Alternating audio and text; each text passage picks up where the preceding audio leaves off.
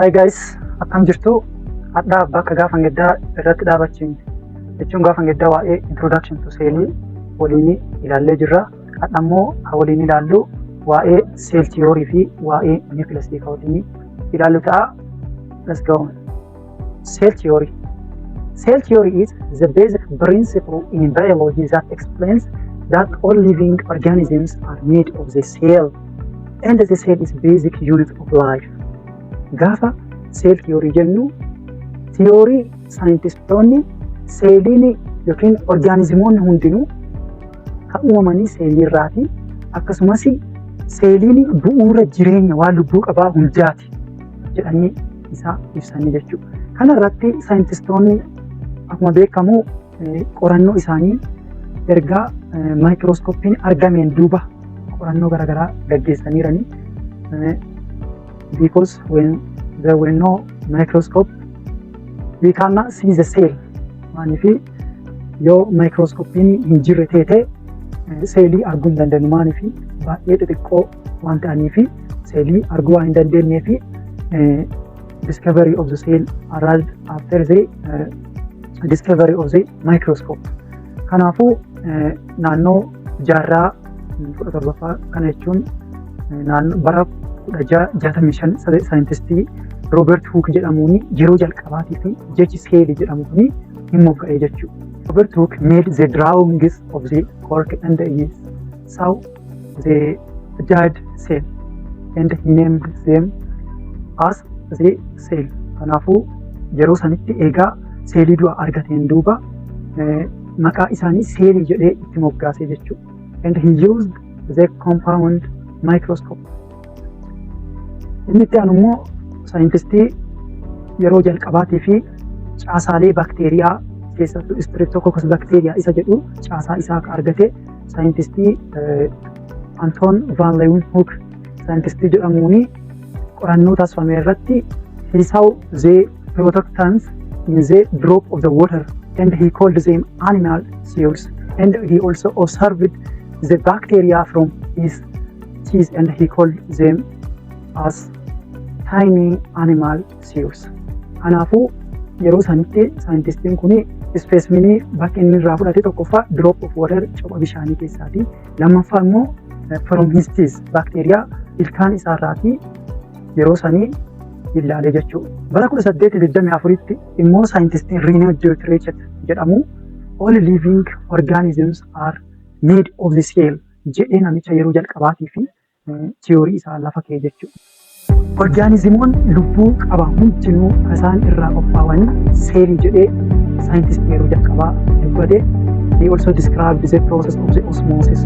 He described that respiration can occur within plants and within animals jedhee yeroo jalqabaa namicha ibsee jechuudha. Respiration biqiltootaa fi bineensota keessatti hin gaggeeffamaa saayintistii jedhe jechuudha. The other is in 1839 there were two scientists, Matthias Schelden and Theodore Schwann.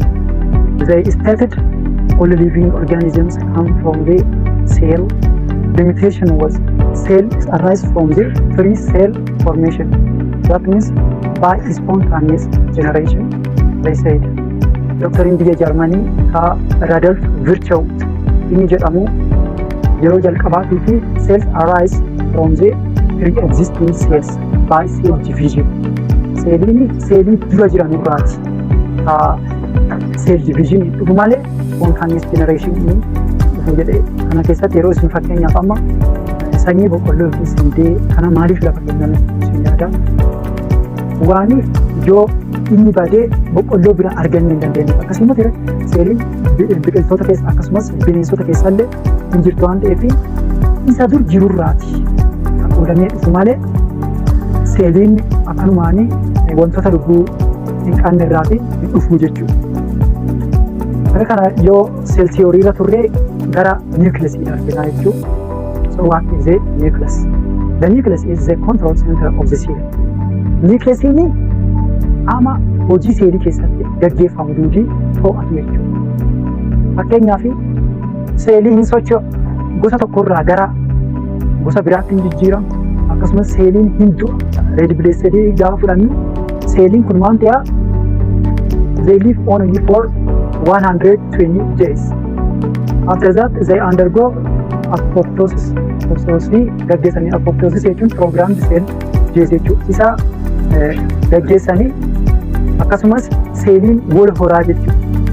Akkuma beekamu amma namni kan irraa dhufee seelii tokko irraatii gara seelii baay'ee naannoo amma tiriliyoona 100tiin lakkaa'amanutti nama keessatti argama. Seelonni kun seelii takkatti zaayigoot jedhamtu irraatii qoodamee dhufe jechuudha. Kanaafuu seel diviizhinii illee kan inni irraa ba'u eessarraa ka'e gaafa jedhanii under the control of the what? Nucleus. And the nucleus has 4 main components. Those are nuclear membrane. Protects the nucleus.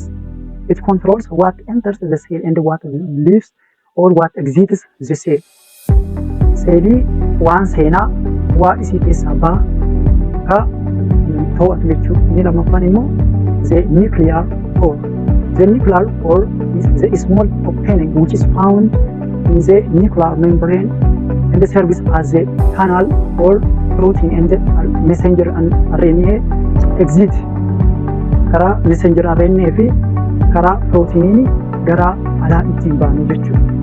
Messenger RNA maanii gaafa jettanii gaafatanii messenger RNA genetic information yookiin genetic code DNA irraa fuudhee gara ribosome qopheessee protein synthesis yookiin akka proteiniin synthesize yookiin qophaa'u godhu messenger RNA jechuudha. The other is the nucleoplasm. Nucleoplasm is the jelly-like fluid which supports the nuclear components. Nucleus is the dense dark region of the nucleus which produces the ribosome. And this ribosome serves as the site for the protein synthesis.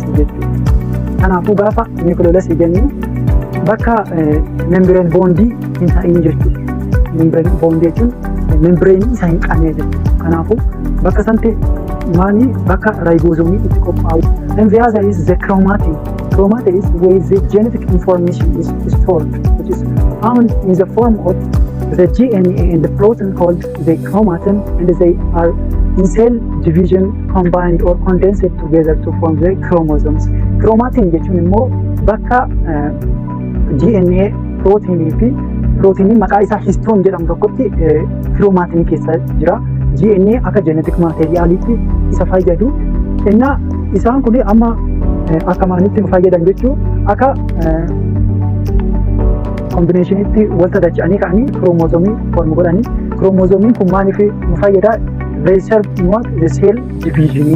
Genetic information kun parentii irraa gara offspring karaa inni tanuun karaa kiroomozomii kanaa jechuudha. Okay. For all of you who was following me, I have special questions. Those are, tell me the structure which is not under the control of the nucleus. Video jaanuun immoo caasaalee seelii warroota hafanii waliin ilaallu ta'a. Bakka kanaa waliin kan turtanii ani Sirdaanee jedhama. Galatoomaa.